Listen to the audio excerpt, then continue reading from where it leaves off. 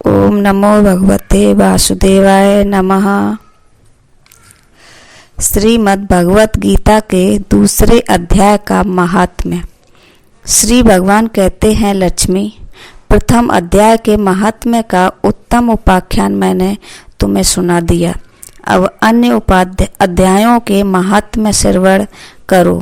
दक्षिण दिशा में वेदवेत्ता ब्राह्मणों के पुरंदरपुर नामक नगर में श्रीमान देव शर्मा नामक एक विद्वान ब्राह्मण रहते थे।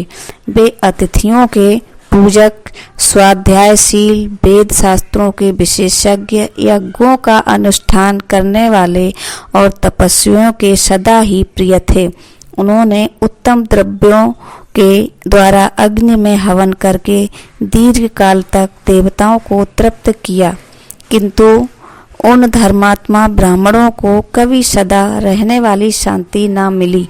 वे परम कल्याणमय तत्व का ज्ञान प्राप्त करने की इच्छा प्रतिदिन प्रचुर सामग्रियों के द्वारा सत्य संकल्प वाले तपस्वियों की सेवा करने लगे। इस प्रकार शुभ आचरण करते हुए उन्हें बहुत समय बीत गया। तदंतर एक दिन पृथ्वी पर उनके समक्ष एक त्यागी महात्मा प्रकट हुए। वे पूर्ण अनुभवी, आकांक्षा रहित, नासिका के अग्रभाग पर दृष्टि रखने वाले तथा शांत चित्त थे। निरंतर परमात्मा के चिंतन में संलग्न हो वे सदा आनंद विभोर रहते थे। देव शर्मा ने उन नित्य संतुष्ट तपस्वी को शुद्ध भाव से प्रणाम किया और पूछा, महात्मन, मुझे शांतिमयी स्थिति कैसे प्राप्त होगी?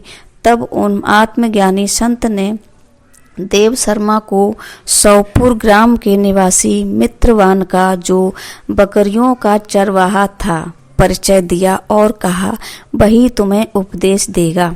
यह सुनकर देव शर्मा ने महात्मा के चरणों की वंदना की और समृद्धिशाली सौपुर ग्राम में पहुंचकर उसके उत्तर भाग में एक विशाल वन देखा। उसी वन में नदी के किनारे एक शिला पर मित्रवान बैठा था। उसके नेत्र आनंद अतिरेक से निश्चल हो रहे थे। वह अपलक दृष्टि से देख रहा था। वह स्थान आपस का स्वाभाविक बैर छोड़कर एक चित्र हुए परस्पर विरोधी जंतुओं में घिरा था। वहाँ उद्यान में मंद मंद वायु चल रही थी।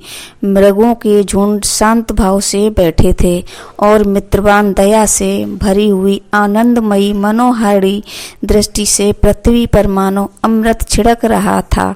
इस रूप में उसे देखकर देव शर्मा का मन प्रसन्न हो गया। वे उत्सुक होकर बड़ी विनय के साथ मित्रवान के पास गए। मित्रवान ने भी अपने मस्तक को किंचित नवाकर देव शर्मा का सत्कार किया।